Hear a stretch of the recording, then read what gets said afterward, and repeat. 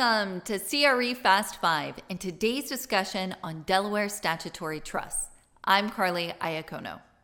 If you have spent any amount of time investing in commercial real estate or even reading about it, you have likely come across Delaware statutory trusts or DSTs. Today I'm going to cover what a DST really is and some of the pros and cons from an investment perspective.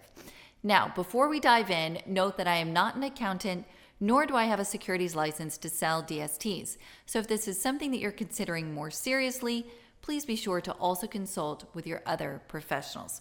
All right, let's go.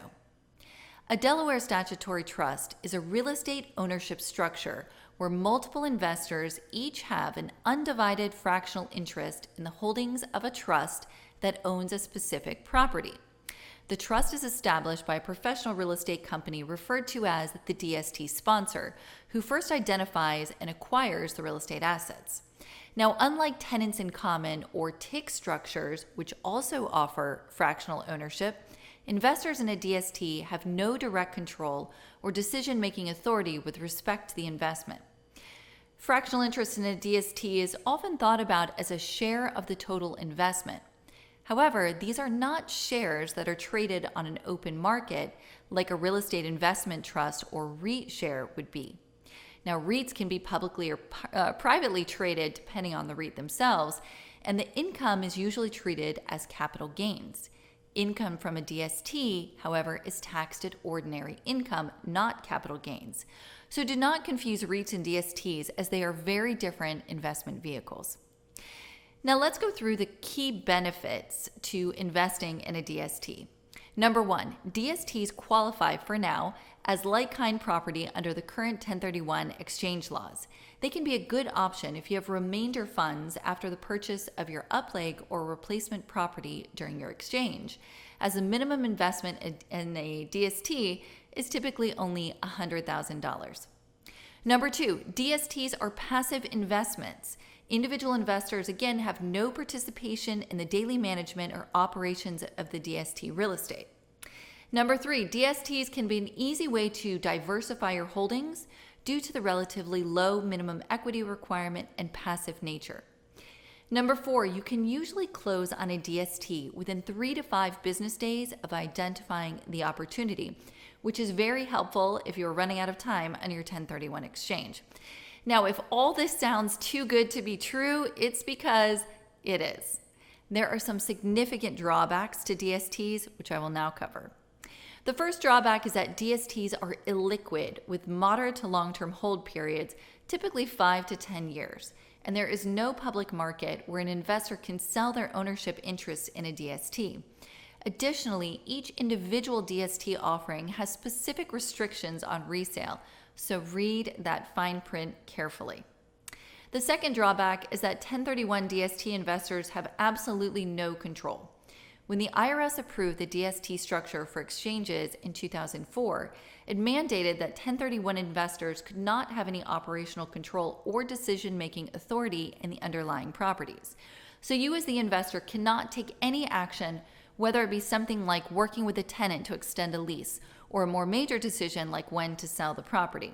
This is true no matter what percentage of the asset you own within the DST. Number three, DSTs cannot raise new capital. Again, per IRS requirements, once a DST's offering is closed, there can be no future contributions to the DST by new investors. So major capital items like replacing a roof or a parking lot can easily consume several years of profit.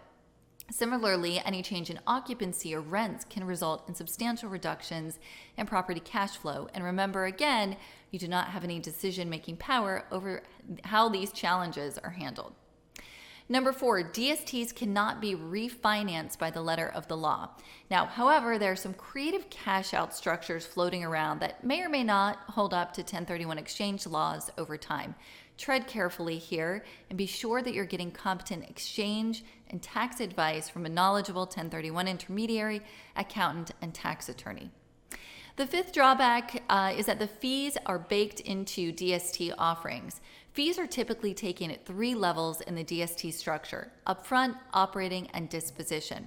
Now, of course, there are transaction costs associated with all real estate investing. However, with DSTs, there are additional layers to compensate the sponsors, broker-dealers, DST wholesalers, registered investment advisors, etc., everyone who makes the deal come together and is involved in the sale process. So the amount of capital going towards fees and reserves above the purchase price of the underlying property is known as the load. And it's important to consider the load when thinking about getting 100% of your capital back when it comes time to sell. While no returns are assured, the higher the load, the more the underlying property and the DST must sell for to return an investor's original invested equity.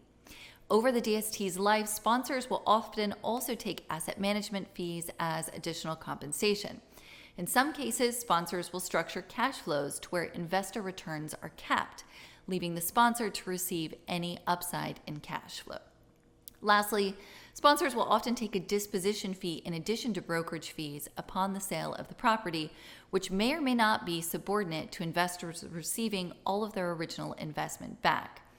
So due to the illiquidity of DSTs and high fee load, I typically recommend purchasing a traditional net lease property instead of a DST whenever possible. With a typical NNN property, you get the passive ownership structure, but still retain full control of your investment. Contact me if you'd like to discuss your real estate investment strategy further. That was CRE Fast 5. I'm Carly Iacono. I'll see you next week.